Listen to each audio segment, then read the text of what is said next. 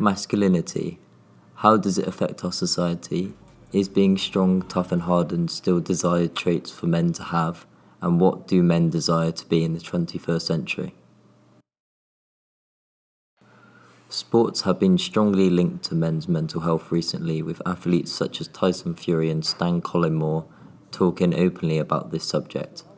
Athletes are trained to be strong and to hold in their emotions. I'm wondering in this documentary if these are healthy traits to be taught. I also want to shape how I think about being a man and how I look at sports athletes from now on. This documentary will be based in Bristol. Bristol has had liberal views. Women's rights advocate Emmeline Pethick Lawrence was born in Bristol. Many race riots have taken part in this city, which include the 1963 Bristol bus boycott and the 1980 St Paul's riot. Due to Bristol's history of furthering Great Britain's ideas and opinions, I believe speaking to the inhabitants may give me more of an idea of what I should believe and how I should shape my mindset. Next, I'm going to have a chat with Glenn Catley, who is a former professional boxer. He competed at the highest level, fighting for the WBC super middleweight title against world champion Marcus Bayer. His boxing record is extremely impressive, winning 29 times and only losing 7 times. He also went on a 14-fight win streak from 1994 to 1997. He trained using psychotherapy to help him win fights and now teaches psychotherapy to businessmen all over the world. Are you competitive? Competitive, very much so. Yeah. Why are you? I think that's just the way I was born. I'm not saying I'm the best at ever, but whatever I do, whether it's painting a wall, whether it's digging a hole, whether it's kicking a football, punching a punter, having a fight, I've always been the sort of person I've got to try and do it to the best of my ability. I'm not saying I am, but I've always got to try and do things to the best of my ability. Otherwise, I'm not happy with myself. So, and because of that kind of nature that I have, I've generically been born with, I guess. You've got like a burning passion to always strive to be the best I can. Yeah. And with that, I've got a competitive streak in me, because I think the two sort of hand in hand, if you like. I've always got to be the best at whatever I do. I've got to try and do it to the best of my ability. Otherwise, I'm not happy. Who were your role models when growing up? Any celebrities, friends or family? As the boxing game, I said this earlier on. My favourite fighter of all time was Marvin Hagler. Yeah. He beat Alan Minter to become world champion. There was nothing flash about Hagler. He was just a tough, rough, come forward, straightforward boxer. There was nothing flash about him. He just got the job done. Very powerful man. And I used to love his style, though his essence. He just no nonsense. Just get in and get the job done. And there was nothing flash about him. Just go in, get the job done, walk back out. I used to love that about him. I used to love it. I mean, we used to see lots of flashy, cocky boxers. They do well because they're characters, and to a degree, the sport does need characters in the game. All sports need characters. I appreciate, but I've never been one of those flashy sort of character people myself. I just like go out and like to get the job done.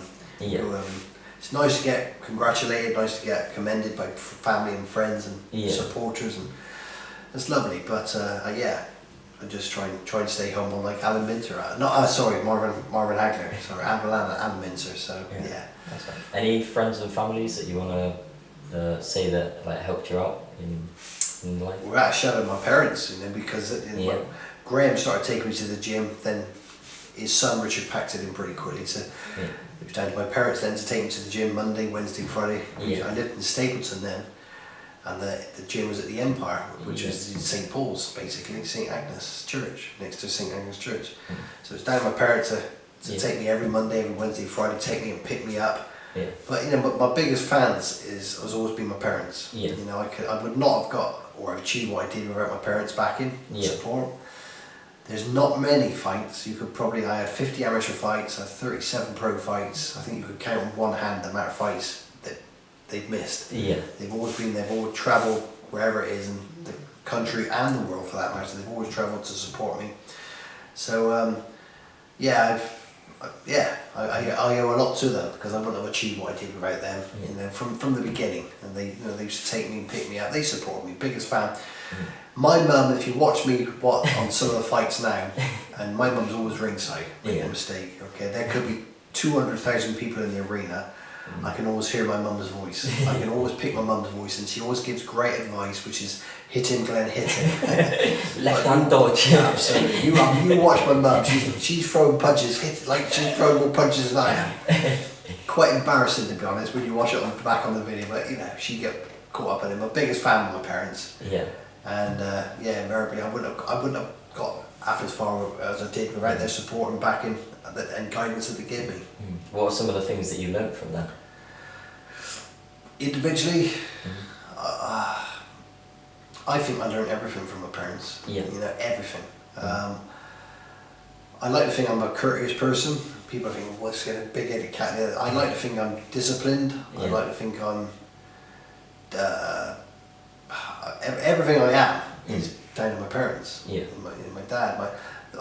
We're old. They were old school. Yeah. I'm kind of old school to a degree. You know, my mum, she'd kill me if she hears this. She used to give me my brother back, flick around the ears, and used to hurt her hand. Used to put her hands up. So she invested in this wooden spoon. It wasn't a wooden spoon. It was a ladle. You could have rowed a chuffing boat with this thing. It was like an oar. But if we were naughty, out would come the spoon, and crack. She didn't care where it went. But that's the way things were back then, you know. My dad had a feel for respect. I love my dad to bits. Yeah. But if my mum said wait for your father to come home, that was it. I'd be scared for the rest of the day then. So I knew, and he'd come home, she'd tell him what's going on, he'd point his... As soon as the pointer would poke, you know, that was time to close your eyes and grit your teeth, because slap, it was on its way. You know, things have changed, the same change now, but it did me no harm at all whatsoever, you know, and I knew I deserved it most cases, if not all the cases, but done me no harm at all. But it taught me respect, and I think nowadays, although it's banned, you can't even smack your own kids nowadays. I think we've lost a lot of respect in the world nowadays. Yeah. And I'm not saying bring back smacking or chastise people like it should be compulsory. I'm not saying that, but I just think we've lost a lot of respect for people now. People don't respect themselves, so how can you expect them to respect other people, you know? Yeah. Which is why a lot of nowadays, it's not safe for my parents to walk out on the street on a late night now or go into town, because you'd be scared of them. Like 20, 30 years ago, that was different. You could do these things, and things have changed because we're living in not as nice a world as we did 30 years ago, because things are more dangerous out there nowadays. Is that because social media, people are more famous? It could well be that. It could well be. I think there's lots of factors, you know. I think, no disrespect yourself. Yeah. Kids are different now to when I was a kid. Definitely. Different, you know, and I hate to say, I'm going to get slated for saying this, and you're going to hate me for saying this, but I don't think the kids have got the work ethic as we did when we were kids, because they live in a culture nowadays where they kind of expect, and my kids included, I agree with you. They just expect to be given everything. They've lost that work ethic, and I think it was so important. It's a value that is maybe the person I am. Yeah. I've never been given really anything, you know. I've always had to go out and work for it. Yeah. And when it comes good, it tastes so much better. I'll just say that, you know. Like winning the world title, there was nothing can come close to that. Being lifted up, and next thing on the tally system in Frankfurt, Germany, May the 6th, and the new WBC. Something I will take to the grave with me, but I know I worked hard for it. I was always written off. Yeah. You know, always. And throughout my whole career, it's pretty much, for all my big champions fight, the writers, the critics, the pundits, nobody really gave Catley much of a chance. Yeah. It didn't matter, because walking out to that ring, I underwent, and I make no secret of this fact, I underwent psychotherapy and hypnotherapy for the last 10 years of my professional career, and I am unequivocal that that's why I went as far as I did. Yeah. I said many times I'm not the best, but I was so confident of winning. Yeah. And confidence is a necessary ingredient for success in life, as far as I'm concerned. You can't buy confidence, You can't give it, you can't take it. Confidence has to come from within. Yeah. And because of the therapy that I underwent leading up to the fight, it just made me so intrinsically confident. And again, that's another reason why I believe I went as far as I did. Yeah. Because my confidence was always sky high. Although I was written off by everybody, it didn't matter. Confidence, I knew I was going to win it. I often say to people, right, as a comparison, when you go to bed tonight and you put your head on the pillow and you close your eyes to fall asleep, I said, how confident are you of waking up tomorrow morning? And they say, well, I don't even think about it. I said, because it's a given, isn't it? You're just going to wake up. I said, as confident as you're waking up the next morning, I said, that's how confident I was going to walk back with a belt around my waist. I said, now can you imagine going into any scenario in life, regardless of what it is, sport, business, politics, no matter what it is, going into a scenario in life with that amount of confidence. I said it just gave me an incredible psychological advantage. Yeah. And that's again why I believe I've done as well as I did. Yeah. What different personalities have you seen in boxing that have surprised you? You wouldn't think you'd see those kind of personalities in the sport. I've probably seen every kind of personality you can imagine. You've got your Prince Nazims, the charismatic character. Yeah.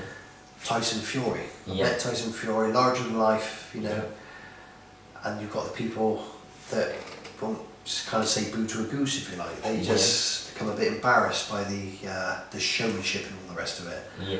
I've seen every kind of character, I think. You often think that the characters, like Tyson Fury, Prince Nazim, those elaborate kind of showman type people, they do well, and they're a promoter's dream in many respects. And in my boxing world, in my boxing game, I wasn't the best, and I'm far from the most naturally gifted, far from the most naturally talented, because I wasn't. You really believe that? Yeah.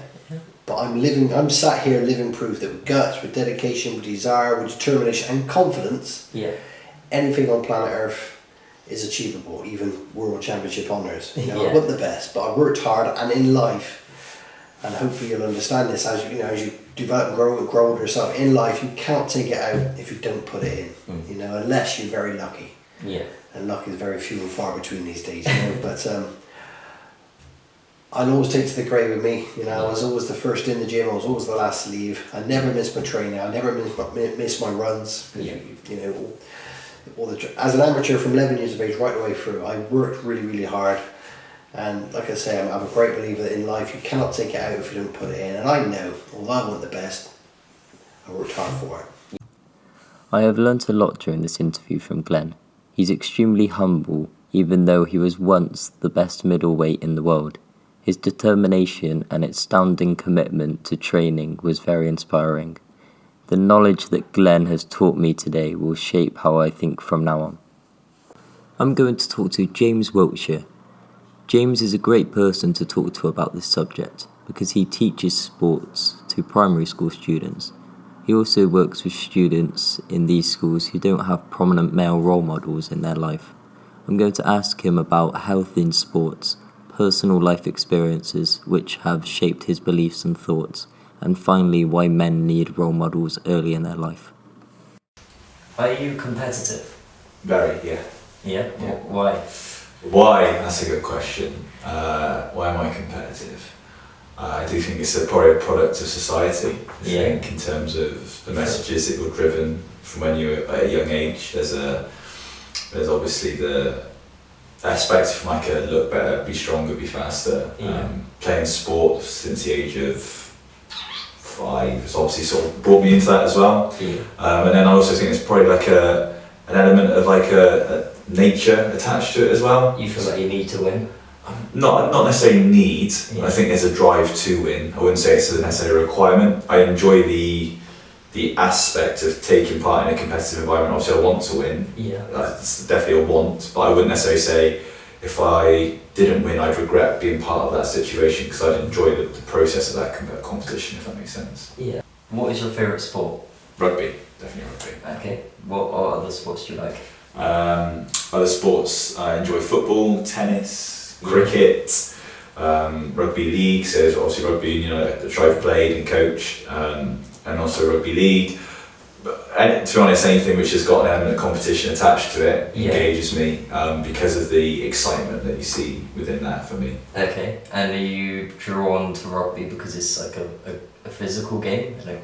So I first got into rugby because it's what my parents watched and were engaged with. So when I was about 4 or 5, I got taken to the local rugby club and introduced to the game there. I haven't really looked back since. I haven't actually, in terms of playing, I've never actually played for a football club. I've played 5-a-side, I've played tennis socially, but in terms of actual just playing for a club, I played cricket for 4 or 5 years, but it's always been rugby for me. Yeah. Do you think that the tension excites you in games? Yeah, absolutely. I really enjoy the competitive edge. So it was my first game of rugby because of COVID for 18 months on Saturday. And I find it quite a good release for me. So in terms of frustration, anger that may be harbouring inside, it's a good opportunity to go out and release such tension and be involved in a competitive environment that we spoke about. Obviously my body the day after didn't thank me for it because it's the first time in 18 months. But yeah, it's something that I really enjoy. So when you're in the thick of the battle and you're tired and your back's against the wall, being able to rally and really push on is something that, in the moment can be tough, but when you reflect and look back on it, it's something that you feel a sense of reward from. Did anything notable happen in that game? It's hard to say really. It was a friendly, which always takes the edge off it a little bit. It wasn't a league game, so if you talk about it from a competition element, obviously you still want to win, but there's not as much riding on that win as such. And because it was the first game for so long, we went in with a bit of an attitude of let's just go and enjoy it because it is amateur rugby. Obviously, sometimes that fades away within the first couple of minutes when you actually play rugby again and the competitive juices get flown again. But in terms of anything of note that really happened, there wasn't that many flashpoints. Obviously you get a few knocks, bumps and bruises, you carry the ball, when you've got the ball in your hand, everything lifts for you individually because then the responsibility sits with you, but as a whole it wasn't too bad. Do men need role models? Yeah, absolutely. I think they need a variety of role models for that as well. Again, when I was doing my degree, something I was really interested in is looking at society and what society deems a role model versus what actually a role model may be. So, people potentially may look at a role model in terms of the most muscliest bloke they've seen or the most handsome chap they've seen. But for me, the role models would be more of looking at the emotional maturity, the responsibility, looking at making the correct decisions in life and being a supportive individual. And more and more comes out now about men's mental health. And I think that's something that's really important. You talk about things like, again, masculinity as such and the perception of masculinity and what that looks like versus what it actually is. And sometimes that societal perception will be that you shouldn't show that you're sad, upset, scared. It's that bravado, it's that put on that brave face, when actually a role model could be someone that you look at and go, actually he's willing to be upset, he's willing to do that. Working in schools at primary school level and doing the mentoring that I do, there's a lot of children that potentially lack those role models, and being in a position of influence myself where I can sort of support those kids at an early age to acknowledge that it's okay to have those emotions is something that I really, really enjoy and really thrive on. Who were your role models when you were growing up? Any celebrities, any people that were just... I think you always get my dad answer, because they're so influential within your life in terms of what they do. So my dad was a policeman for 27 years. Okay. And I always look up to him for that. It's something that I still feel quite passionate about in terms of the perceived hatred is a strong word, but dislike towards the police because of again things like police brutality and whatnot. However, seeing the work that he did and how he influenced so many people's lives positively on a daily basis was something I really looked up to. There was also being involved in rugby. There was a rugby player that I always looked up to, who was a chap who wasn't necessarily the most famous, even though he played for England lots of times and played for the British Lions, but he played for the club that I supported and was a really hard worker, a really honest worker, and always put his body on the line, and that's something I massively looked up to. I'd say those are probably my main two. Yeah, okay. Would you say your dad was quite laid back with his approach, or is he? No, I think being in the police, there's obviously an authoritarian side attached to what he did. He actually suffered from post-traumatic stress disorder, and as a result of that, his behaviours and how he managed situations was influenced by that. However, I've still looked up to him and idolised him because he faced those demons and he battled them whilst in the police and afterwards, and seeing the impact that it had on him on like a emotional, even a physical level, and how he sort of went through that and came out the other side and is doing well now. It's something I massively looked up to. So does violence interest you, with boxing being such an old sport and UFC coming through? Yeah, absolutely. It does. I think it's ironic really, because if you take it out of the sporting bubble, it then becomes an illegal act. So if I was to walk down the street and punch someone in the face, I'm probably going to get a bit of trouble for it. However, if you go into an environment where you're in a square box and there's someone watching you do it and making sure that it's done within the rules of the game, then it's okay.